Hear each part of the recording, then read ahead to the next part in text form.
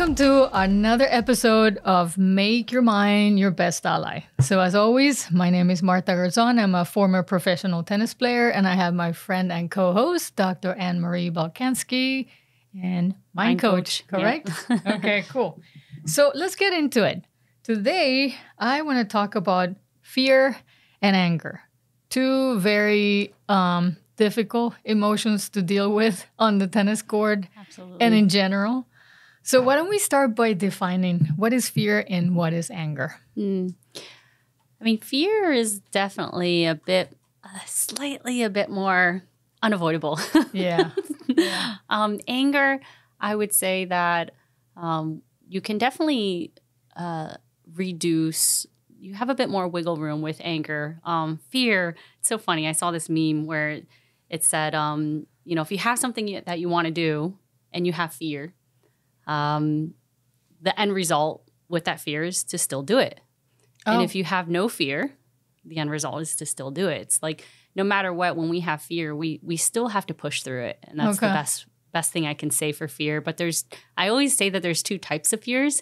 There's a fear where it's like if you were standing in the middle of the highway, it's not a good fear. Okay. Right? Yeah. You're going to get hurt. But if you're playing a game, if you're venturing on a new career, if you're, starting a new relationship, like those types of fears are good fears, because that means that we're growing and that we're changing and that we're learning. And, with tennis, I definitely think that you can continue to learn.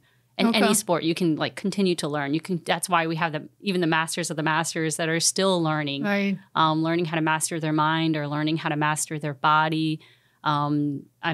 Think about that guy, the world record holder. He held his breath for 22 minutes. Oh my God, yeah. That's amazing. I mean, he's still mastering his internal organs and everything So is it kind of like the stress that you put on your muscles that basically if you don't put that stress, your muscles don't grow, basically? Oh, for sure. That's a good metaphor too. Like fear, it's unavoidable. Right. We're going to have fear. But what is it also tied to? Fear of failure, that's something that can definitely be looked at. Mm-hmm. And if it's fear of failure, then we have to say, what does winning mean? What does what does it mean to win or to lose? When it comes to anger is sometimes people will say that they're fueled by it. And so that's one of the challenges with anger. Like they really want to hold on to their anger because they're like, oh, well. Because you're getting something out of it. Exactly. But let me stop you right there because I like what you're saying about fear. And this is coming from personal experience. Like, for example, when I have a put away and I have analyzed myself, there are two reasons why I have fear, why I wouldn't want to watch the ball at that point. Mm-hmm. One would be for fear that I'm not going to see my opponent on the other side. And basically, I can't control what's happening on the other side. So I feel like I'm losing control. So that's one reason why I would have, the fear of watching the ball. And then the other reason is the fear of basically not trusting myself, that I know exactly how much force I need to hit that ball and how much space there is. So trust and basically control. Mm-hmm. So how can I mitigate those two things? Fear being out of control is a big one. It's not fear of failure; it's being out of control. Yeah. Right. So how do you manage that one? Oh man, understand that you cannot control everything. True. You can only control one thing. And our attention is limited, so you have to choose. And I think when you, and I think that's part of the skill, like when you have only played for a limited period of time, maybe you're not sure what to choose because you haven't had enough opponents, let's say, or enough. Yeah, that makes sense. So then you're going to have so many different options that it becomes overwhelming and you're not sure which one to choose or how to choose it. And you feel then out of control. But you have to recognize that there are so many probabilities in what you could do. Every day we make a choice and there's so many different choices that instead of having water right now, I can have coffee. But then what's the consequence of that choice? Like if I have coffee, I may be really jittery on this podcast. Right? So we all have a choice, but I only know from my experience that when I drink coffee, I get really jittery, And so for a tennis player, they have to be aware of, having different experiences with different opponents or different, tournaments or whatever it is that they do in order to know what the appropriate choice is. Yeah, and we all know there's something called high percentage shots. And, perfect. So we all have that instinct inside us that tells us, okay, that's not a really good choice. And, it's up to us to basically, trust what we're feeling. So on that note, I want to lead into trust. And basically, is trust instinct, basically? Are you listening to something inside you that's telling you? Yeah. So trust is like, so that's one on this side, right? We have trust and then we have instinct. And instinct is one component of who we are. We trust, but sometimes we trust in the wrong part of us. Okay. And when it comes to using your body, it's very subconscious, very body, very behavioral oriented. But we trust our thinking mind, right? We think about our thoughts. And when intuition comes in, that our instinct comes in, it's very, think about it, instinct, it's animal. It's reactive. It's kind of like if you seen a deer in the forest and they just immediately hear something and they react and they look up and that's their instinct because they're ready to flee, right? Okay. And so instinct comes through very impulsively, very fast. It's a very reactive thing. Okay. There's no thoughts that really get involved in that, and that's a very body felt sense thing, and it comes through. It's if you think about someone in a car that swerves out in front of you, you're going to be very instinctual and move or shift. And that's something that in sports, you just have to be trust. You trust that your body knows what it needs to do. Your body knows, especially if you practice and you've already done this sport, your body knows exactly what to do, but we get in our head.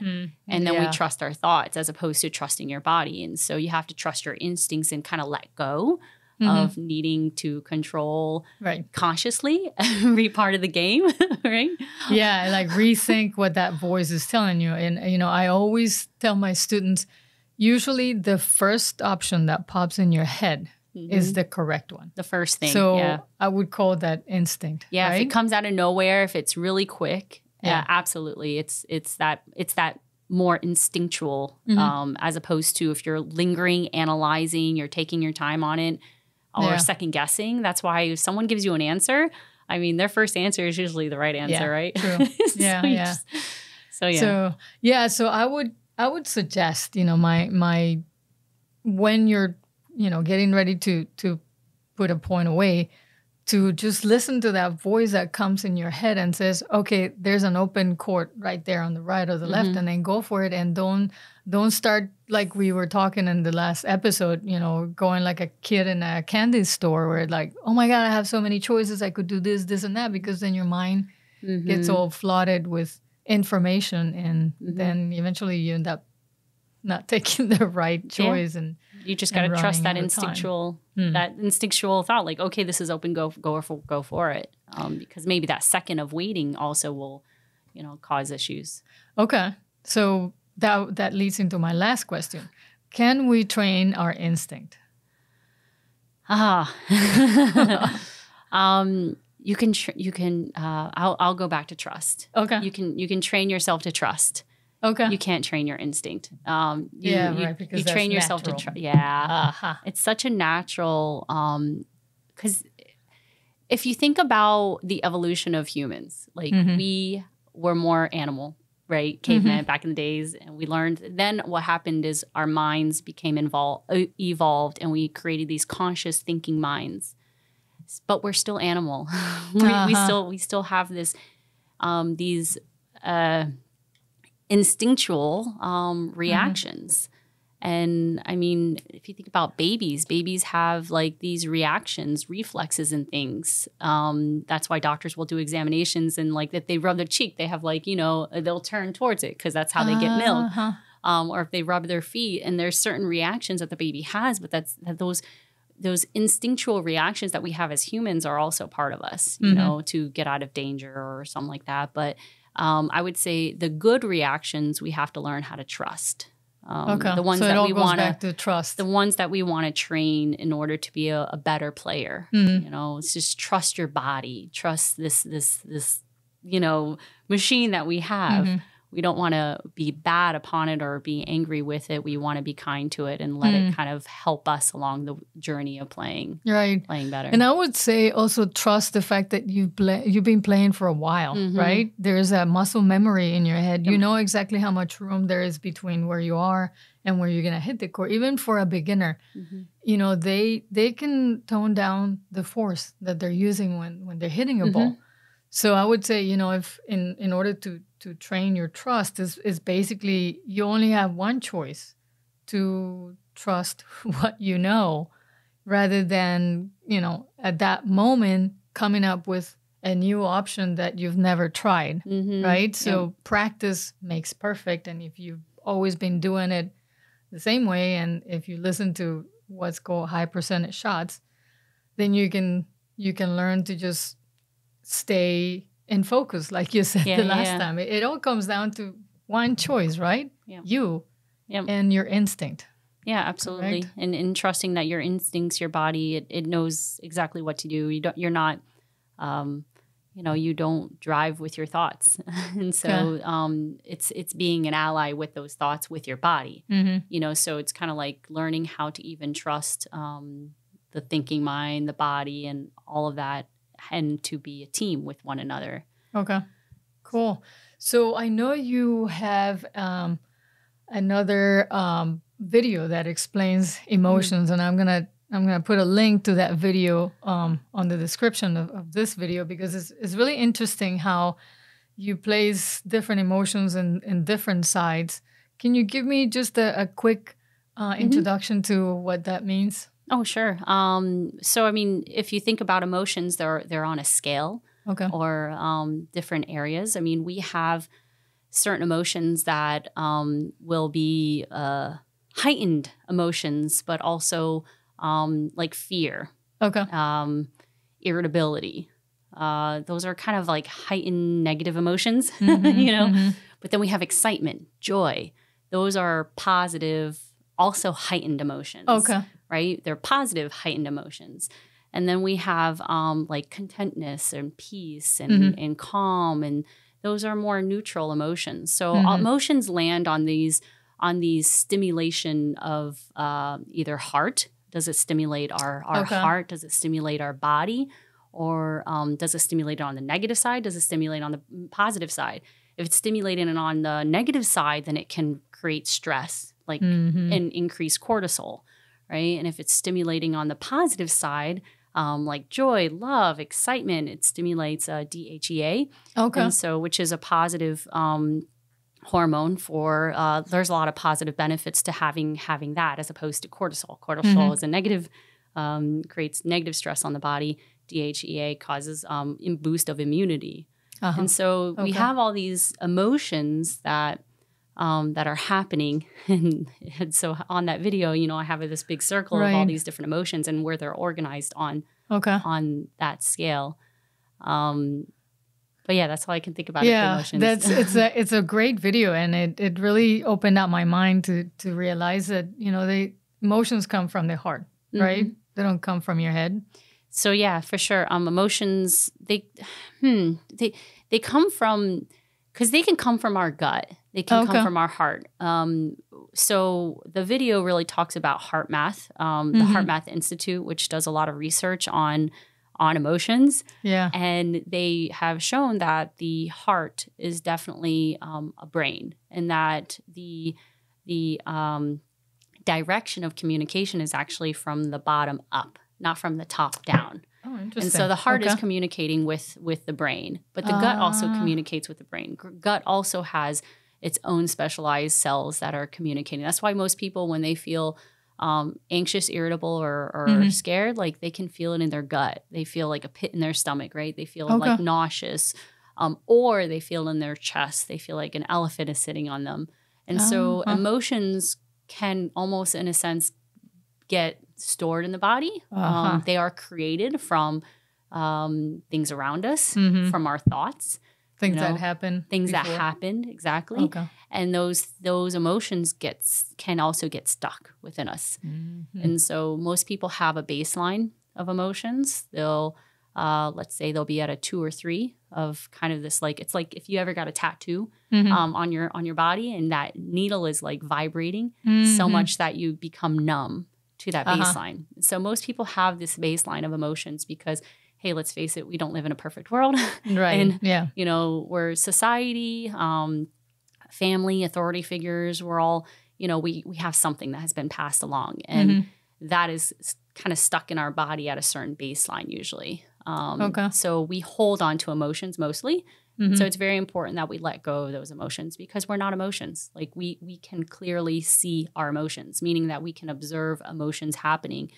And I mean, if you've ever been angry, I mean, some people will black out. Like they do have such intense emotions, but that I'm going to say that's because they've been storing so many emotions and that it becomes almost this like overwhelmingly intense feeling that they don't know what to do with. Wow. And so some people will become impulsive and like, you know, or have these like outbursts. Right. But it's because we're holding on to too many emotions. That's a good point that leads into my very last question. Anger. How can we express anger safely and constructively on the tennis court? Like, you know, for example, I've heard in the past that McEnroe used to express his emotions, but he would never blame himself. He would blame the situation, which is smart because you're not really like, you know, kind of putting yourself down. So what's the key to expressing anger? Yeah, I love that because you're not redirecting it to yourself. Like, I mean, if you're trying to get to a certain destination, you're not going to stab your tires and like bang your car up. No, you're gonna make sure the oil and gas is filled and take care of it because that's your vehicle, right? And your body is your vehicle. So you wouldn't want to talk or redirect that anger back at you. Okay. And so that's what he's basically saying. You're gonna want to direct that anger out. Okay. And the you know, actions that you do, it would be dependent upon you. Either that be like throw your tennis ball or to just breathe or, you know, break a racket. Break a racket. Just kidding. Yeah. If you need to do something, by all means, absolutely. There's so many ways to let go of the emotion. And that's the point. And emotions are not meant to be stuck within us. They're not, most of us, when we feel a negative emotions, what do? We like tense down. Yeah, I can feel that. We pull away from emotions as opposed to becoming open and going towards it. Okay. The emotions we go towards are love, joy, you know, those beautiful emotions. But those negative emotions we clench down and we kind of close and constrict. And we don't want to do that because then it feels like we're literally like, if you think of a big beach ball, it's like trying to push that beach ball underwater. Oh God, and it's hard. You know, you're creating a lot of work for yourself, and so we have to release that emotion because it's not you. It's not. Right. It's just the part of the human experience. And so, how to let go of it, and that's going to be dependent on you. Either that be through the breath, but more importantly, make sure you're telling yourself while you're letting go, like let it go. Let go. Right. That's the key. Don't keep hitting the racket. Don't keep breaking rackets. Because you're not letting go. Because that means that's the key. Yeah. Because you keep on holding on to it, and so then what's the point? You know, it just and there's a saying like misery loves company, and sometimes the emotion we like really. It almost has this like satisfying feeling almost in a sense. I don't know how else to explain it. No, I get it completely. But it's not, and the long scope of like our life, it's not going to be healthy, you know, to hold on to that. Because if we hold on to all those emotions and feelings, you know, it needs to come out some way. It needs to manifest somehow. And the only way that it will, if we don't literally cry, scream, yell, breathe, express it, is going to be throughout some other way. And for me, my school of thought is that it's going to be manifested in disease because it needs to come out somehow. Wow, scary. Okay. On that note, we're going to let go. We're going to let you guys go on this one. But that was extremely interesting. As always, we could spend hours talking about all this stuff. But thank you so much for all the answers. And we will see you guys on our next episode. Bye.